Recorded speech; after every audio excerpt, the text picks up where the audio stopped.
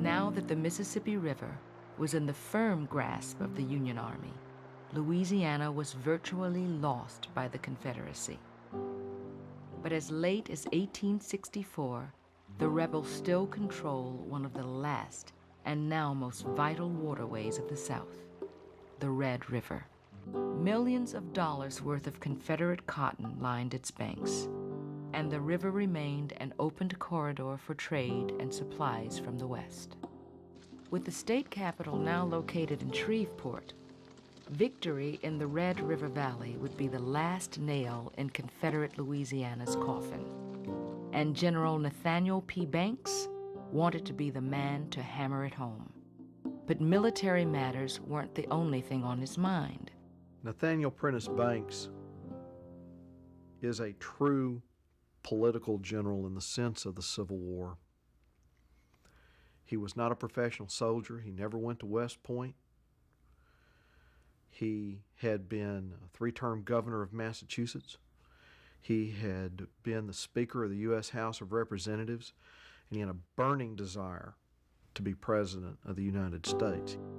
The great textile mills in the Northeast were starved for Southern cotton, and the industry was languishing. If Banks could get his hands on all that Red River cotton, his political status would skyrocket after the war. He's also thinking he's got to have a battlefield victory to have any chance of winning the presidency or defeating Lincoln at the Republican convention. He's got to have it. The Red River campaign is going to be the great chance, and he sees it, he can smell it, he can taste it. He knows that if he takes Shreveport, the Confederate capital, he is going to make a run for the presidency. But Banks was better suited to political campaigns than military ones. Opposing him would be some of the finest commanding officers of the Confederacy. Major General Richard Taylor, the son of U.S. President Zachary Taylor, and the young Acadian general Alfred Mouton. In the spring of 1864, Banks's men advanced along the Red River, seizing Fort de Russy. With the support of Admiral David Porter and a formidable fleet of Union gunboats, the Army continued upriver, easily capturing Alexandria and then Natchitoches. The real prize, however, would be Shreveport. There was an ammunition factory there that turned out 10,000 rounds of ammunition a day. There were clothing factories and shoe factories. There were medical supplies. And just beyond Shreveport lay all of Texas, just waiting for General Banks to march in and take it. Banks commanded an army of 44,000 men. Greatly outnumbered, General Taylor and his forces retreated through the piney woods of northwest Louisiana. They destroyed everything in their path to keep it from falling into Union hands, including mountains of their own cotton. And so all around Alexandria are like funeral pyres of cotton. Cotton burns, it burns hot, it smolders, it's hard to put out, and it burns for a long, long time, and it makes thick smoke. And Banks had to have thought that perhaps here goes some of my political aspirations up with that cotton smoke. The loss of his precious cotton was a frustrating setback for Banks. He soon grew impatient with the progress of the entire campaign. But in his rush toward Shreveport, General Banks made a fatal mistake. Banks's campaign began to fall apart when he got to Natchitoches. One of the things that proved to be a giant error on Banks's part was from Natchitoches there were two roads you could go to Shreveport on. One was the River Road, which he just followed the Red River, which is the road he should have taken because it would have kept him with the gunboats and he would have had the support of the Navy. The other road was a very narrow woods road that snaked through the piney woods and went through Pleasant Hill and Mansfield, and that's the road he took.